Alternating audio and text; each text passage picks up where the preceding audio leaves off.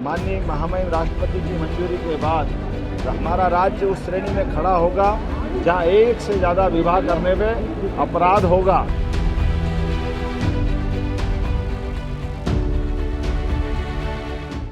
क्या अब मध्य प्रदेश में शादी करना सिर्फ 7 फेरे लेने भर से पूरा नहीं माना जाएगा? क्या लिव इन रिलेशनशिप में रहने वालों को भी सरकार के पास अपना रजिस्ट्रेशन कराना होगा?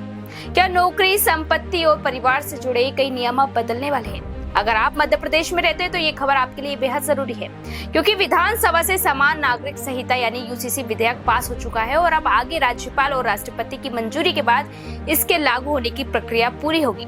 ऐसे में आइए आसान भाषा में समझते हैं कि आखिर इस कानून में क्या क्या प्रावधान है और इसका आपकी रोजमर्रा की जिंदगी पर क्या असर पड़ सकता है। मध्य प्रदेश विधानसभा ने मानसून सत्र में समान नागरिक संहिता यानी यूसीसी विधेयक पारित कर दिया है। सरकार का कहना है कि इसका उद्देश्य विवाह, तलाक, उत्तराधिकार, भरण पोषण और पारिवारिक अधिकारों से जुड़े अलग अलग व्यक्तिगत कानूनों की जगह एक समान कानूनी व्यवस्था लागू करना है। हालांकि ये कानून अभी तुरंत लागू नहीं हुआ है। विधानसभा से पारित होने के बाद इसे राज्यपाल और फिर राष्ट्रपति की मंजूरी मिलेगी। इसके बाद सरकार अधिसूचना जारी करेगी और तभी ये प्रभावी होगा।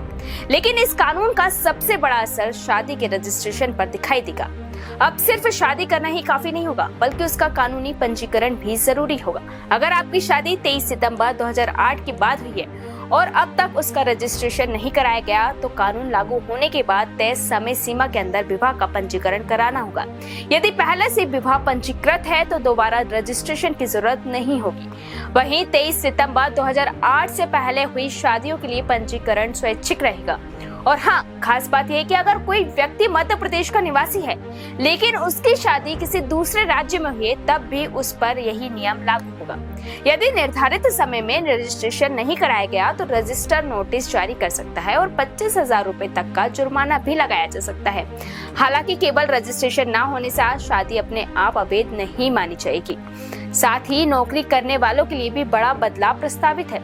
सरकारी हो या निजी क्षेत्र की नौकरी, अब कर्मचारी की वैवाहिक स्थिति बदलने या पति पत्नी का नाम सेवा रिकॉर्ड में जोड़ने के लिए सिर्फ शादी का कार्ड, फोटो या शपथ पत्र पर्याप्त नहीं होगा। इसके लिए यूसीसी के तहत जारी विवाह पंजीकरण प्रमाण पत्र देना होगा। इसका असर भविष्य में पीएफ, नॉमिनी, पारिवारिक पेंशन, बीमा और अन्य सरकारी सुविधाओं पर भी पड़ सकता है। और हाँ, संपत्ति विवादों में भी नई व्यवस्था प्रस्तावित की गई है। यदि किसी संपत्ति को लेकर विवाद अदालत में लंबित है तो कोर्ट एक रक्षक केयर टेकर नियुक्त कर सकेगी। ये रक्षक अदालत की निगरानी में संपत्ति की सुरक्षा करेगा, उसका रिकॉर्ड तैयार करेगा और जरूरत पड़ने पर उसे सुरक्षित रखने की व्यवस्था करेगा, ताकि विवाद के दौरान संपत्ति का दुरुपयोग या नुकसान न हो। साथ ही इस विधेयक में सभी धर्मों के लिए विवाह और तलाक के पंजीकरण को अनिवार्य बनाने का प्रावधान भी रखा गया है। साथ ही बहु विवाह पर रोक, 3 तलाक और निकाह हलाला को दंडनीय अपराध बनाने का भी प्रस्ताव है। लिव इन रिलेशनशिप को भी कानूनी दायरे में लाया गया है और प्रस्तावित नियमों के अनुसार यदि कोई जोड़ा लिव इन में रहता है तो उसे निर्धारित समय के अंदर उसका पंजीकरण कराना होगा। ऐसा नहीं करने पर दंड का प्रावधान भी रखा गया है। वहीं लिव इन से जन्म लेने वाले बच्चों का वैध संतान का दर्जा मिलेगा और यदि पुरुष साथी महिला को छोड़ देता है तो महिला अदालत से भरण पोषण की मांग भी कर सकेगी। बच्चों के अधिकारों को लेकर भी इस कानून में समानता का सिद्धांत अपनाया गया है। चाहे बच्चा जैविक हो, गोद लिया गया हो, सेरोगेसी से जन्मा हो या सहायक प्रजनन तकनीक ART के माध्यम से पैदा हुआ हो, सभी को समान कानूनी अधिकार और उत्तराधिकार का अधिकार मिलेगा। हालांकि अनुसूचित जनजातियों को इस कानून के दायरे से बाहर रखा गया है। वहीं विधानसभा में इस विधेयक को लेकर जोरदार बहस भी हुई। कांग्रेस ने इसे सिलेक्ट कमेटी के पास भेजने की मांग की और सदन में विरोध प्रदर्शन भी किया। विपक्ष का कहना था कि इतने महत्वपूर्ण कानून पर और अधिक चर्चा होनी चाहिए। तो वहीं मुख्यमंत्री डॉक्टर मोहन यादव ने इसे महिलाओं के अधिकारों को मजबूत करने और पूरे राज्य में एक समान कानूनी व्यवस्था लागू करने की दिशा में ऐतिहासिक कदम बताया। कांग्रेस ने इसे कानून पर संवैधानिक आपत्तियां भी जताई और इसे अदालत में चुनौती देने की बात भी कही है। फिलहाल सबसे अहम बात यह है कि विधानसभा से बिल पास होना अंतिम चरण नहीं है। इसे कानून बनने के लिए राज्यपाल और राष्ट्रपति की मंजूरी मिलना भी बाकी है।